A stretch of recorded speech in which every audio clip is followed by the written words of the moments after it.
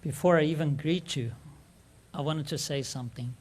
The Spiritist message is supposed to be heard by anyone and everyone. There is no restriction. Everybody is supposed to be listening to it. You are here hearing what we are all saying. Our friends on the internet are hearing the message. But how about those who are hard of hearing and deaf? Aren't those entitled as well? They are, right? They use a different language. They don't use English. They use something called ASL, stands for American Sign Language. So I want to greet you in American Sign Language. Good afternoon. Okay? All right, so thank you. Actually, it's in our hearts and in our minds to start doing something Spiritist, videos in Spiritism in ASL, in American Sign Language, so we can get the message across to these people. That's why we're bringing this to you.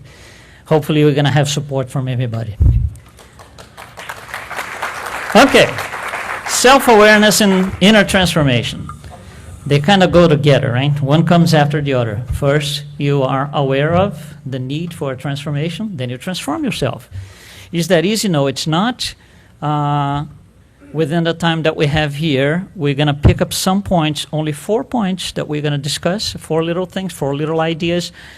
These 4 ideas were already spoken in a way or another today, so that makes it easy. My job is a little bit easier, so I don't have to explain too much on certain things. And here's idea number 1, reincarnation. We spoke about this several times today. Several of our friends spoke about it. And one of our friends, Daniel Assisi, was just on the stage a few minutes ago. He mentioned this particular question in the Spirits book, question 132, in which Allan Kardec asks the spirits, the highly evolved spirits, what is the purpose of the incarnation? And like he said, and I'm going to use the same thing, it's an answer that comes in 2 parts. The first part is the standard answer that we all know, and the idea of reincarnation is so we can progress and get to perfection. But the second part of the answer, which he also caught our attention, says, and I'm going to read it with you so we understand exactly what it means. Incarnation also has a further objective, which is to place spirits in conditions where they can do their share in the work of creation. Okay. One day, my work in creation is going to be to create a planet, to govern a planet, like all of you, right? To create galaxies. Now, for me to get to that point, I need to do some changes. I need to be a Jesus-like figure, at least, to say the least. So I need to get rid of certain things, my intolerance, my impatience, my envy, my jealousy, and the list goes on and on and on. That is what it means. We are placed in conditions that will allow us to work on these things, on all these envies and all these vices that we have. That's what this means. And easily, it's not going to be. We're going to have to go through a lot of pain. More or less, depending on the person, but we will have to deal with the pain. And the first kind of trouble that we have with the pain, we're talking about moral pain. The first trouble that we have is we kind of don't understand exactly what it's for at times. It's very easy to revolt. Actually, Spirit Emmanuel tells us revolt is the same as incomprehension. They're synonyms. Incomprehension. We're not comprehending something, so we revolt, okay? But we need to understand the meaning of pain. So let's start easily. Think about physical pain. So I hit my arm and I break my arm. If it didn't hurt anything at all, nothing at all, I would just keep working and doing things with my arm, and you would, break more parts, and to a point where you would dismantle the entire thing. That's what pain is for. If pain is an alert signal saying you got to stop because something happened. Stop, and then let's work on it. That's what the physical pain is for. The human body is wired with that purpose. So physical pain is kind of easy to understand. Medicine understands it very well. Now, moral pain is the same. It has the same concept. It's an alert. Something that I'm not doing right came up, and I'm having to go through that. And depending on how I take this pain, if I insist, like my arm, if it breaks and I insist, it's going to be a lot worse. When I have to go through one of these moral pains and I insist on not paying attention, I'm going to suffer by choice, not by design, by choice. So pain has a meaning. What is the meaning of the moral pain? If we go back in reincarnation that we just saw, we just talked about it. For me to be able to do my part on creation, I have to clean myself, morally speaking. So all the wrongdoings that come from the past have to be offset one way or another. When I offset these, if I could put a collection together of all the wrongdoings that I still have to offset, if I could make a list of all of them, it would be something tremendously long, very long. We wouldn't be able to say, on my next life, I want to offset each and every single one of them.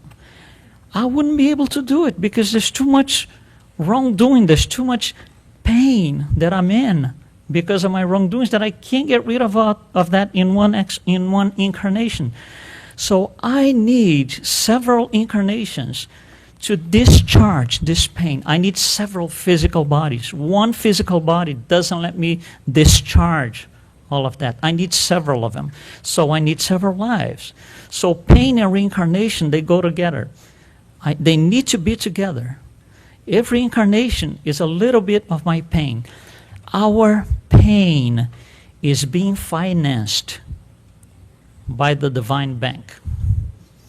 It's being financed. When you go to buy a car, okay, you go to a bank, for example, you tell the manager, I need $20,000 because I want to get a car. Okay, you get the $20,000 and you're going to pay this in installments.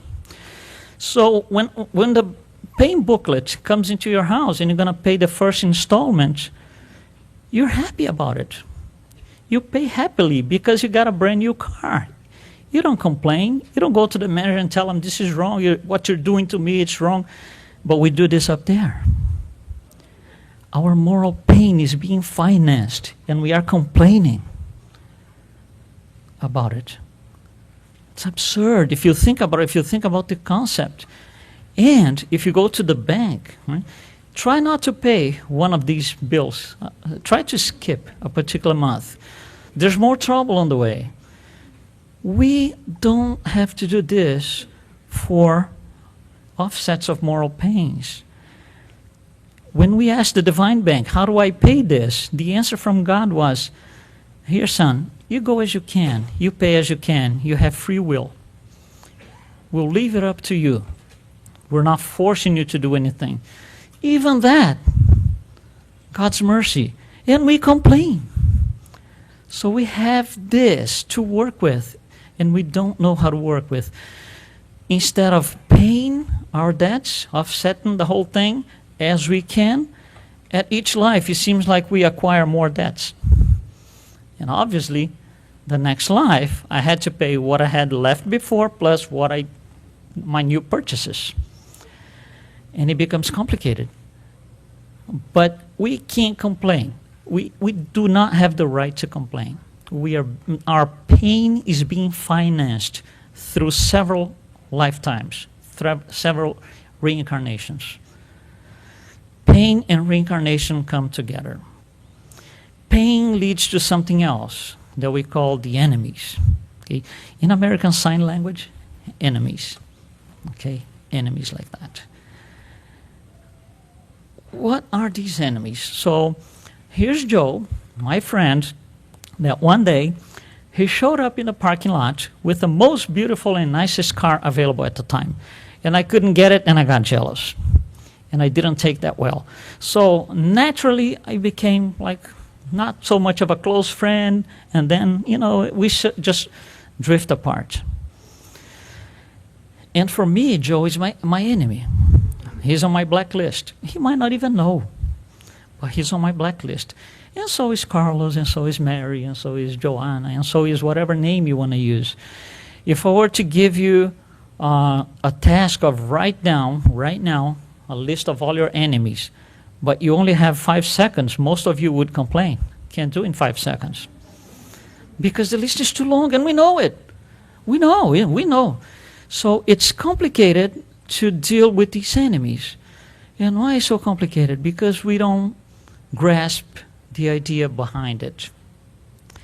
You see, when John gets his car, brand new car, latest and the greatest, and I look at the car and I can't have it, it's like Susanna said in the morning, that's not John. That's not the car. That's envy. So I introduce you to the enemies. These are some of them. These are the enemies. Our vices, pride, selfishness, resentment, hatred, intolerance, impatience, envy, revenge, whatever vices. These are the enemies. These are the ones stopping me from advancing. What is an enemy? It's somebody that stops me from advancing. That's what an enemy is. I cannot advance because I have an enemy by the name envy. And I have another one by the name of dishonesty, and another one by the name of pride, and so it goes like that. They are preventing me from going ahead. So with this new paradigm where the enemy is not the person, the enemy is within, with this new paradigm, what do these people mean? If they are not the enemies, what are they? That's the trick. They are the battlefield. In American Sign Language, battlefield. Okay? They are the battlefield. They are the places I go to defeat the enemy. If I need to defeat my envy, who's the best battlefield? John. He's the one. He's the one. I envy his car since 1985 or something, whatever.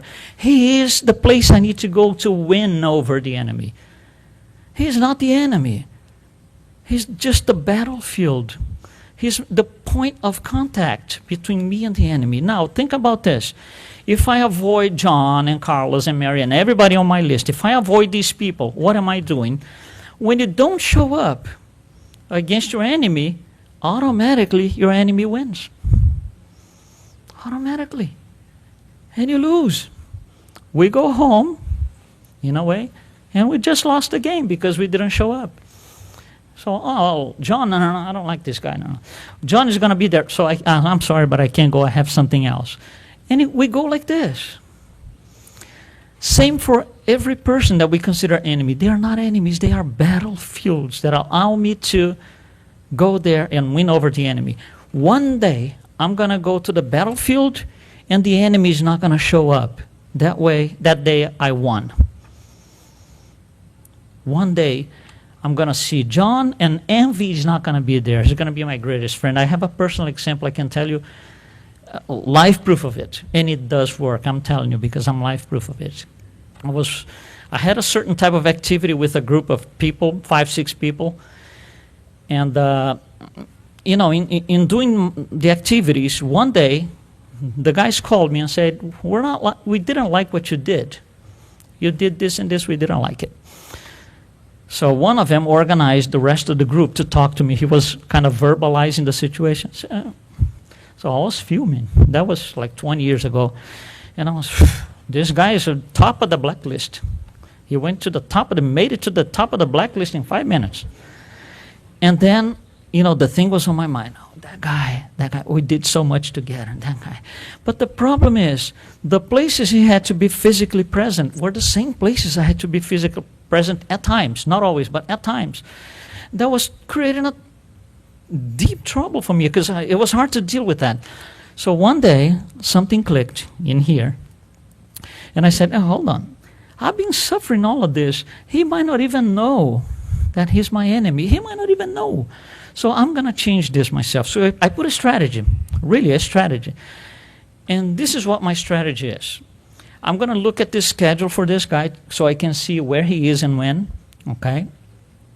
And I'm going to start going to the same places, but I have to go slowly and carefully so it works, okay? So this is what I did, and this is a true thing. he was going to a certain place on a certain day. I went to that place, so that was my battle number one. I was going to go to the place, look at him, not allowing him to look at me, and I was going to leave, and that's what I did. Okay, second day, here's a strategy. I'm going to look at him, I want him to look at me, then I'm going to leave. That's what I did. Third day, I'm going to look at him. When he looks at me, I'm going to do a sign. Hey, that's what I did. It works. Day number 4, like a tap over here. Hey, how's it going? Day number 5, hey, guy, great to see you here. We're the best friends today. It's a strategy. I went to the battlefield 6 times to win over. But I went to the battlefield. I was losing the battle every time I avoided him, talking to him, looking at him, being on the same place. We got to go to the battlefield. And we're going to win. And I did. So we're great friends today. It's a matter of understanding. It's a shift in the paradigm. They are not the enemies. They are the opportunity to win the enemy. So thank God for them in our lives. Okay, that was said in the morning as well. And point number 4 that I want to make, I want to bring it to you, dualities. Instead of explaining dualities and give you concepts and nice words, no. Let's go by example. Life and death. This is a duality. For example, regardless of a belief system, if you're alive, you're not dead. If you're dead, you're not alive. But one does not exist without the other. Heaven and hell, regardless of belief system. If you're in heaven, you're not in hell. If you're in hell, you're not in heaven, but one does not exist without the other. These are called dualities. So dualities are things that are opposite sides, and they are extreme different choices. How does it work for us? Let's bring the idea into Spiritism. So let's go back and take me, for example. Let's go back several lifetimes ago when I was a great criminal. And then, one life after that, I was less of a criminal, then less of a criminal. Then last incarnation, I only stole 2 things, 2 little items. And then I said, my next incarnation, which is this one, I'm not going to steal anything. Honesty is going to be the thing. I'm going to be as honest as anybody can be. So here I am.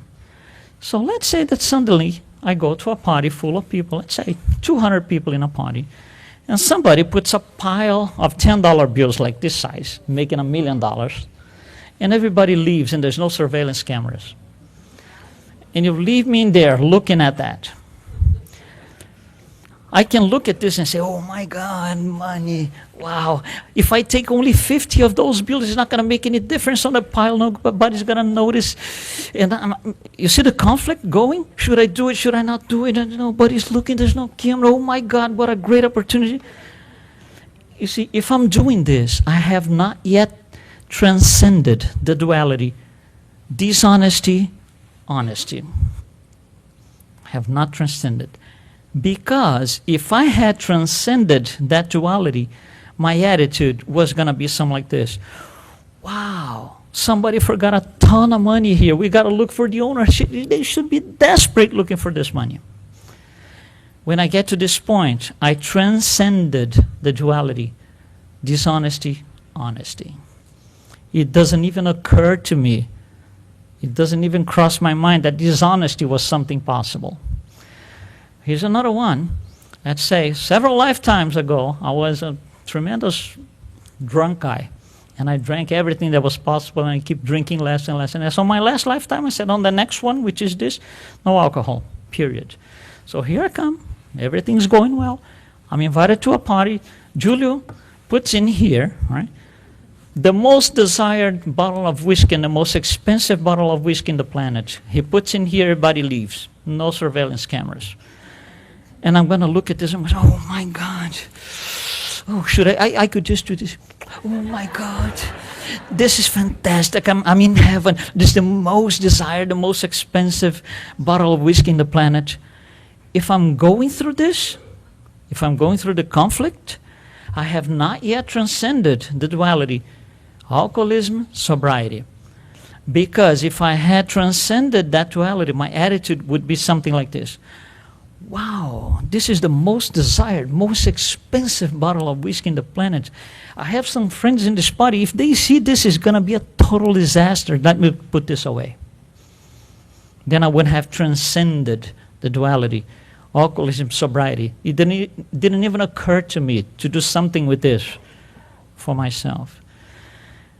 So what happens when we go along working with these dualities and killing them, winning over the enemy?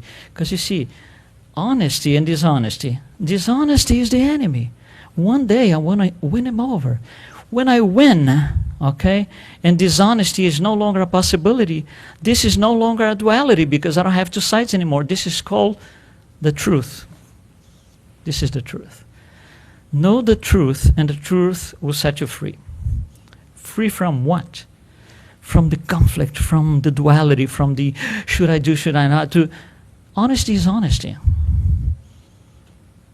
Sobriety is sobriety. Tolerance is tolerance. You don't need the intolerance. You don't need the impatience. You don't need the vice side of the duality. We only need the virtue side of the duality. But that's another problem, because very often we seek for people who have virtues that we don't. For example, I go to a place and I look at people, I look at all of you, and I'm going to say, oh, I'm going to sit there because that person, I love that person.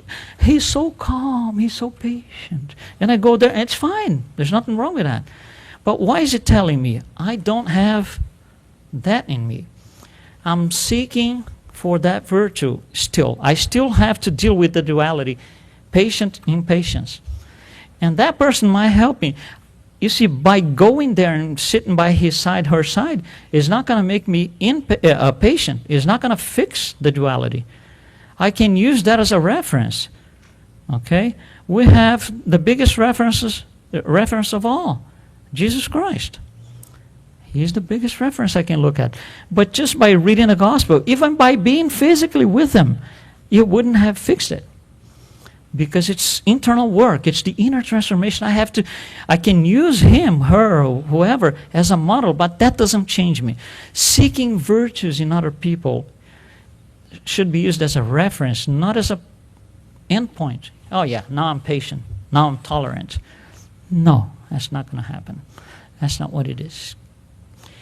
And the third idea about dualities is, how do I completely dismantle these dualities? So I spoke about two here: dishonesty, honesty, alcoholism, sobriety. How do I dismantle that? So I want to bring you an idea, which I do very often.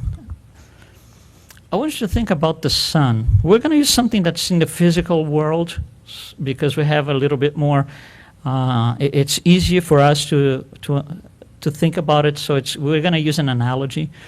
Although we don't put our hands on the sun, but it's something physical that we can look out and see it. So think about the sun. You don't have to answer, okay? But I'll give you time to think. 10 seconds. What time, and I'm going to count in ASL, American Sign Language. What time is night at the sun? 1, 2, 3, 4, 5, 6, 7, 8, 9, 10.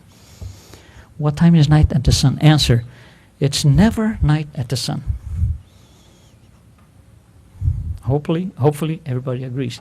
It's never night in the sun. So the next question is, why not? Why not? We know it's never night at the sun. Why not? The best answer that I could come up with is because the sun is the source of all light. Not some light, not a couple of rays. The sun is the source of all light. When am I going to be in peace? When I am the source of all peace. Not when two guys in suits sit in a palace and sign a bunch of papers, because we have done that 10,000 times in history and it didn't work. When am I going to be tolerant? When I am the source of all tolerance. When am I going to be patient? When I am the source of all patience. I have to be the son of all things. That's the goal. That's the inner transformation. Inner transformation is start working on all these dualities, vices on one side, corresponding virtues on the other side, and dismantle them, being the source of the virtue. When I am the source of all honesty, dishonesty is not even, you can take that word out of the vocabulary because it doesn't make sense to me.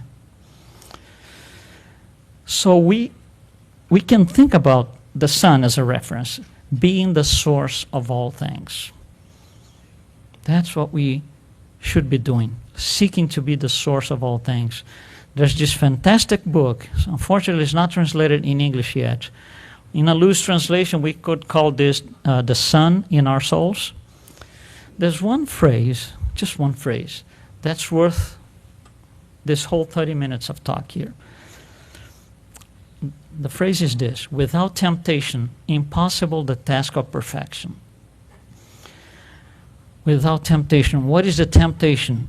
Is being placed in a situation, remember, second part of the answer to the purpose of incarnation, being placed in situations where I have to make a choice, and I'm being presented with both possibilities.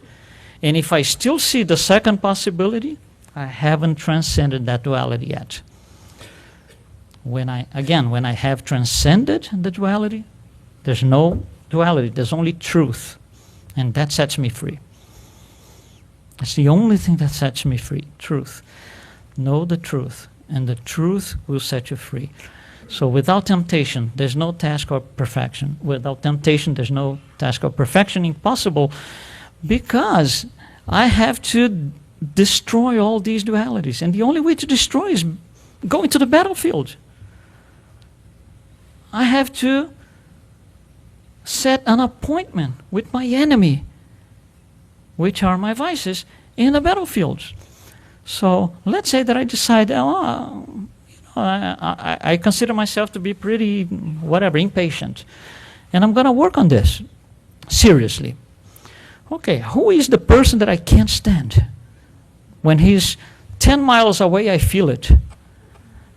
Who is that person? What's his name? John? Okay. John is not the name, it's the nickname. The name is impatience. The name is intolerance. Mary is the nickname.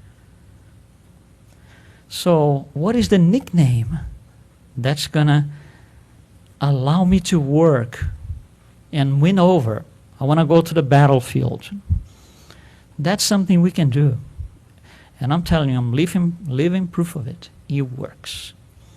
We just have to put a strategy. Now, on this strategy, there's one thing we need to be very careful about.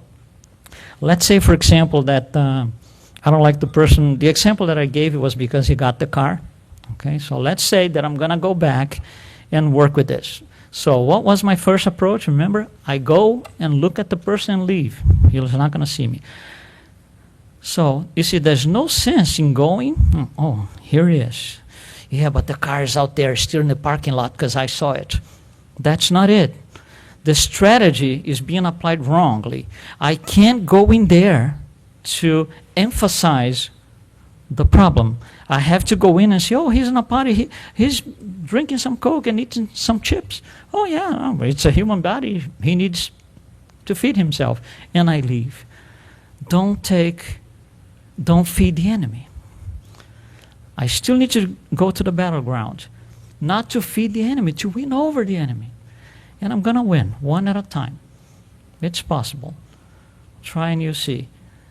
Battlefields, that's what they are. Battlefields, enemies. Okay? Thank you very much. Enjoy the rest of your day here.